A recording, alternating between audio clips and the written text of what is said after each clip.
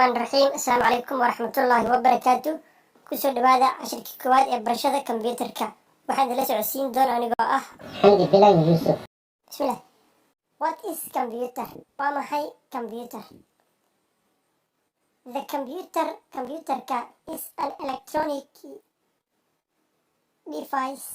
waa qalab koronto ku shaqeeya, used loo isticmaalo to store in lagu keydiyo information, xog, and process it loogana shaqeysiiyo. Computer waa aalad koronto ku shaqeysa loona isticmaalo in lagu keydiyo xog loogana shaqeysiiyo.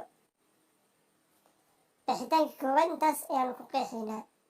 Computer is an electronic device. waa qalab koronto ku shaqeeya, used loo isticmaalo to store in lagu keydiyo information, xog, and process it loogana shaqeysiiyo. In the beginning, xilliyadii hore, the use of computers, isticmaalka computerka was limited, wuxuu ahaa mid xadidan. But laakiin as now, hadda, the expansion, balaarashada of computer ee computerka increased, waa u ziyaaday. maanta qof walba ayaa computer isticmaasho, isticmaalkiisana waa batay. maxaa loo isticmaala computer?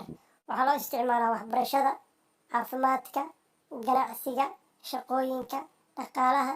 wax walba oo maanta la isticmaalo waxaa loo isticmaalaa computer. noocyo kala duwan ha lahaado, siyaabo kala duwan ha loo isticmaalo, laakiin si guud waxa la isticmaalo waa computer.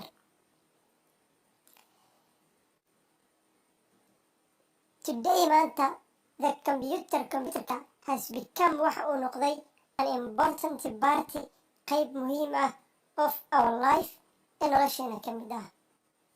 With the help of computer, caawinaada computerka, we can do, waxaan ku samaysan karnaa ama ku qabsan karnaa computerka different things, shayaal kala duwan ayaa computerka ku dhex samayn karnaa. Your computerkaaga is used, waxaad u isticmaali kartaa for many tasks, shaqooyin badan ayaa computerkaada u isticmaali kartaa.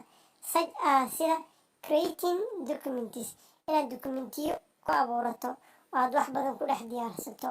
Calculations, xisaabaad inuu ku xaliyo ama xisaabaad inaad kaga dhex shaqeysiiso.